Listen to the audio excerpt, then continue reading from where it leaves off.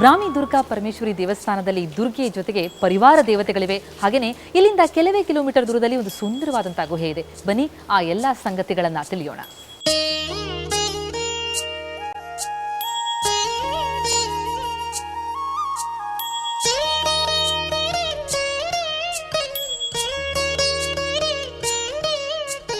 ನಾವೀಗ ದಟ್ಟ ಕಾನಿನ ನಡುವೆ ಇದ್ದೇವೆ.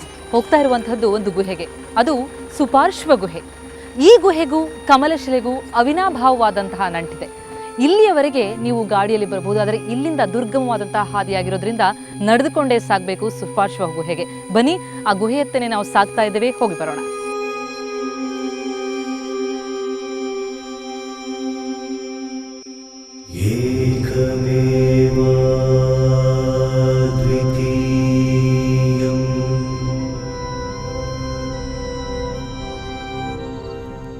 ಈ ಪ್ರದೇಶ ಕಮಲಶಿಲೆಯ ವಿಶಿಷ್ಟ ಪ್ರದೇಶ.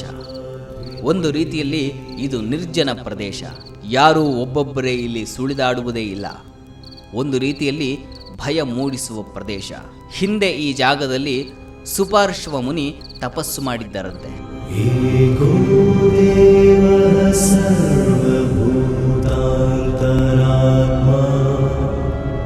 ಕಮಲಶಿಲೆಯಿಂದ ಸುಮಾರು 2 ಕಿಲೋಮೀಟರ್ ಹಾದಿಯಲ್ಲಿ ಸಾಗಿ ಬಂದರೆ ಸಿಗುವಂತಹದ್ದೇ ಸುಪಾರ್ಶ್ವ ಗುಹೆ.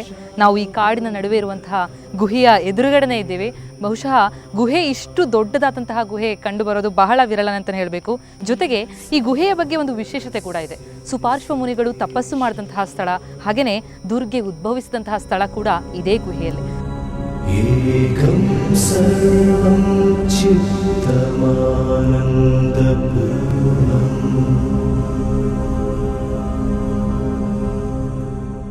ನೀವಿಲ್ಲಿ ನೋಡುತ್ತಿರುವ ಈ ಲಿಂಗವೇ ಬ್ರಾಹ್ಮಿ ದುರ್ಗೆಯ ಮೂಲ ಮೂರ್ತಿ. ಯಕ್ಷಗಾನ ಹರಕೆ ಇದ್ದರೆ ಇಲ್ಲಿಗೆ ಬಂದೇ ಗೆಜ್ಜೆ ಕಟ್ಟಿಕೊಳ್ಳುವ ಶಾಸ್ತ್ರ ಇವತ್ತಿಗೂ ನಡೆಯುತ್ತಿದೆ. ಇನ್ನು ಇಲ್ಲಿಂದ ಗುಹೆಯೊಳಗೆ ಸ್ವಲ್ಪ ಮುಂದೆ ಸರಿದರೆ ನಾಗ ಪ್ರತಿಮೆಗಳು ಕಾಣಿಸುತ್ತವೆ. ಈ ಸ್ಥಳದಲ್ಲಿ ನಾಗರಾಜ ತಪಸ್ಸು ಮಾಡುತ್ತಿದ್ದ ಎಂಬುದು ಪ್ರತೀತಿ.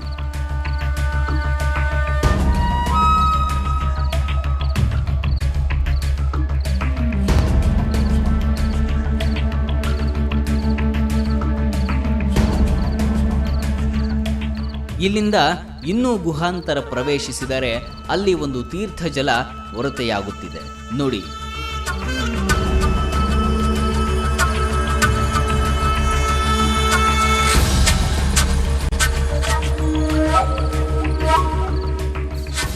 ನೀವಿಲ್ಲಿ ನೋಡುತ್ತಿರುವುದೇ ತೀರ್ಥ ಜಲ. ಇದನ್ನ ನಾಗತೀರ್ಥ ಅಂತ ಕರೀತಾರೆ. ಇದೇ ಜಲ ಹರಿದು ದುರ್ಗೆಯ ಪಕ್ಕದಲ್ಲಿ ಸಾಗಿ ಕುಬ್ಜಾ ನದಿಯನ್ನ ಸೇರುತ್ತದೆ.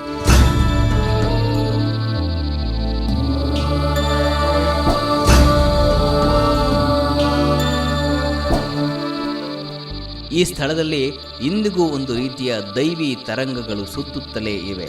ಹಾಗಾಗಿಯೇ ಈ ಪ್ರದೇಶಕ್ಕೆ ಒಂದು ಸೆಳೆತವಿದೆ.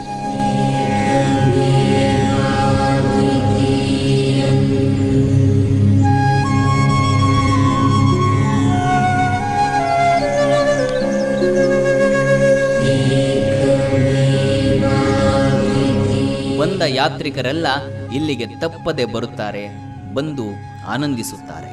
ನಿಜಕ್ಕೂ ಅದ್ಭುತವಾದಂತಹ ಅನುಭವ. ಯಾಕಂದ್ರೆ ಅದ್ಭುತವಾದಂತಹ ಗುಹೆ ಇದು. ಕಮಲಶಿಲೆಯ ದುರ್ಗಾ ಪರಮೇಶ್ವರಿ ದೇವಸ್ಥಾನಕ್ಕೆ ಬಂದಂಥವರು ಈ ಗುಹೆಗೆ ಒಮ್ಮೆ ಹೋಗಿ ಬರಲೇಬೇಕು. ಯಾಕಂದ್ರೆ ದೇವಿಯ ಮೂಲಸ್ಥಾನವೂ ಇದೆ, ಹಾಗೆಯೇ ಇಲ್ಲಿ ನಾಗ ದೇವತೆ ಇದೆ, ಹಾಗೆ ವಿಹಂಗಮ ನೋಟ ಇದೆ, ಒಳ್ಳೆಯ ಪರಿಸರ, ಸುಂದರವಾದಂತಹ ಗುಹೆ. ಹಾಗಾಗಿ ಇಲ್ಲಿಗೆ ಬಂದವರು ಗುಹೆಗೆ ಹೋಗೋದನ್ನ ಮಿಸ್ ಮಾಡ್ಕೋಬೇಡಿ. ಇದು ಈ ವಾರದ ಗುಡಿಯ ನೋಡಿರಣ್ಣ ಕಾರ್ಯಕ್ರಮದ ವಿಶೇಷತೆ. ಮತ್ತೆ ಮುಂದಿನ ವಾರ ಇನ್ನೊಂದು ಸುಂದರವಾದಂತಹ ದೇಗುಲ, ಆ ದೇಗುಲದ ಬಗ್ಗೆ ನಿಮಗೆ ಗೊತ್ತಿರದಂತಹ ಕುತೂಹಲಕಾರಿ ಮಾಹಿತಿಗಳೊಂದಿಗೆ ನಿಮ್ಮ ಮುಂದೆ ಹಾಜರಾಗ್ತೀನಿ. ಅಲ್ಲಿಯವರೆಗೂ ನೇರ, ದಿಟ್ಟ, ನಿರಂತರ ಸುದ್ದಿಗಾಗಿ ನೋಡ್ತಾ ಇರಿ ಸುವರ್ಣ ನ್ಯೂಸ್.